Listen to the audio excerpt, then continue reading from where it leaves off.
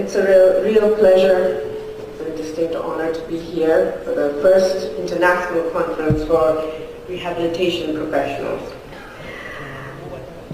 I think throughout the history of medical care and health care, rehabilitation services has always been something rather neglected, misunderstood, and poorly regulated.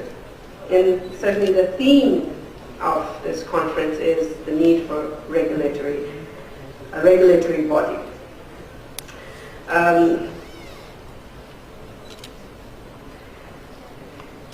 As much, I'd like to kind of really have everybody think about what we understand by rehabilitation and rehabilitation services. We, all of us, I as a psychologist and fellow professionals in attendance over here, there's different areas of specialization and areas of therapy.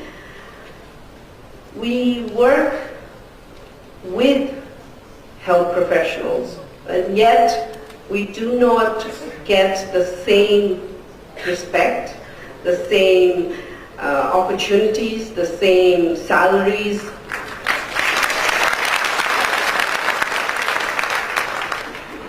And it is unfortunate because where traditional medicine and medical professionals end, that's where we begin. Without services provided by rehabilitation professionals or associated health professionals like us, whether we specialize in larger motor physiological functions, fine motor functions, the ability to engage in communication, speech, understanding, or in mental health and psychological well-being, we have to understand the body. We have to understand the physical aspect of the body, how different parts of that body function just as much as other medical professionals, those we call doctors. But we have to go one step beyond, which is what is not recognized. We have to have a good understanding of what that person's strengths, innate strengths and weaknesses are. What the person's need is within the community, within the family, within the society. And we have to enhance that strength. We have to find resources for them and make them better able to function and be successful in their daily life, whether it be taking care of themselves, whether it be better at whatever work they do, whether it is even feeling better and being more successful. So therefore, today's theme of the conference is extremely important, extremely necessary. Certainly the request for making it a regulatory body to ensure, that's a request that we've been making for a long time. But I think even more important within the regulatory body or the regulations that are stated is the necessity to understand who we are as professionals and what we do, and define it in a manner that is equivalent to other health professionals. Yeah. That responsibility is not just of the Ministry of Health or the government or this regulatory body.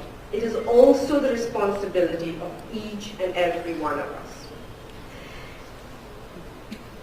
Us associated health professionals are also required to keep up with the research, with current understanding of the human body, the human condition, as well as the larger society and the community each individual lives in. Without constant learning, without teaching ourselves, without taking the responsibility for our own professional capabilities and professional portrayal of who we are as professionals and what we can do, be that limited or be expanded. If we do not clearly portray ourselves and limit ourselves to say, we only know this much but not that, we're going to do a huge disservice to our own professional capabilities. So the onus is on all of us to ensure that we portray ourselves with the kind of qualifications that we truly have, not more, and take the responsibility to continue our learning, to continue our growth as professionals.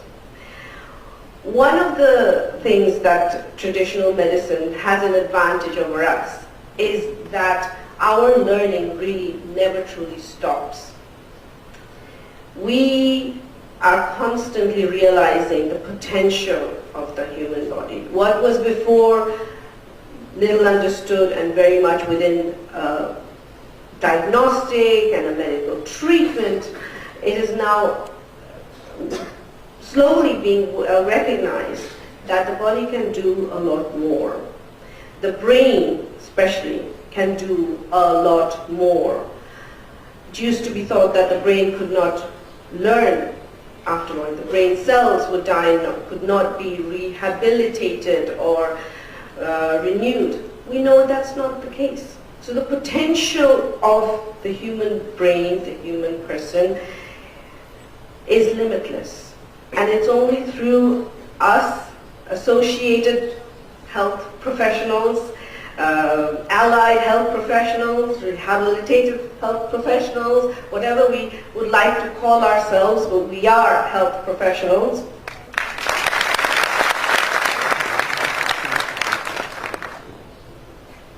We should always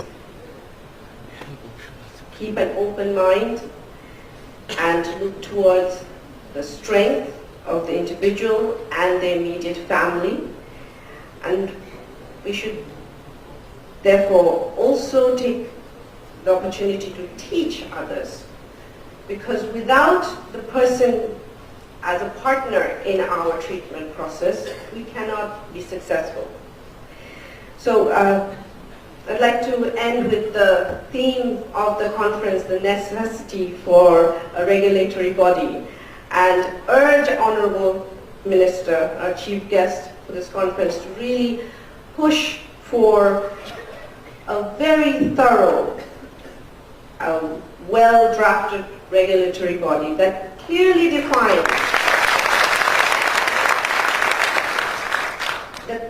defines our different professional capabilities and gives us the opportunity to enhance our qualifications, whatever that may be, to reach our ultimate goal of being the kind of professionals that can stand toe-to-toe with the traditional medical doctors and say, we make a difference to the lives of people.